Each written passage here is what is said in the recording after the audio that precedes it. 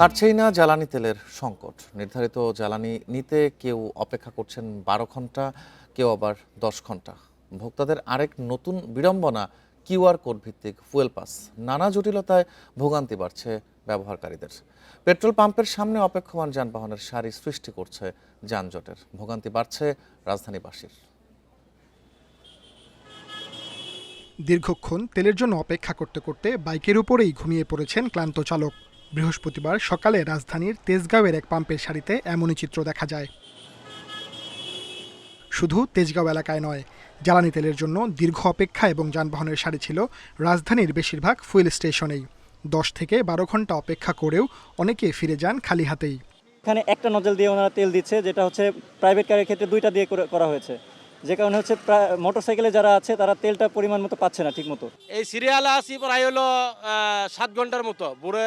ভোর 4:30 বাজে আসছি। তেলের কালোবাজারি এবং অবৈধ মজুদ বন্ধে সরকারের উদ্যোগ ফুয়েল পাসও সংকট মোকাবিলায় তেমন প্রভাব ফেলছে না। কিউআর কোড ভিত্তিক এই ফুয়েল পাস নিয়েও রয়েছে ব্যবহারকারীদের নানা অভিযোগ।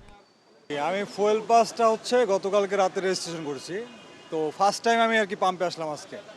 তো আসলাম, তারা স্ক্যান করে দেখলো যে এটা লিমিট শেষ, কিন্তু আমি লগ ইনই করছি গতকালকে রাত্রে। এখানে খাওয়া দাওয়ার অনেক প্রবলেম। একটা মানুষ 12 ঘন্টা মানে তার ওয়াশরুমের দরকার হতে পারে, তার খাওয়া দাওয়ার দরকার হতে পারে, কোনো কিছু এখানে সেই সুবিধাটা নাই।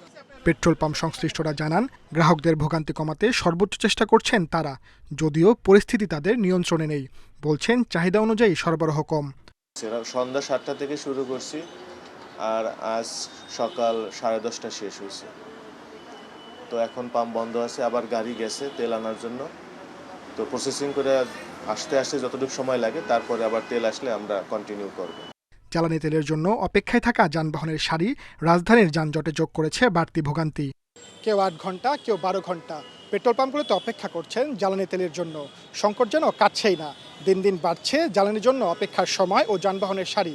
যানজট বৃদ্ধি পেয়েছে রাজধানীর বিভিন্ন সড়কে। এই ভোগান্তির শেষ কোথায় জানে না কেউ। Sajjad Hossain, independent news, Dhaka.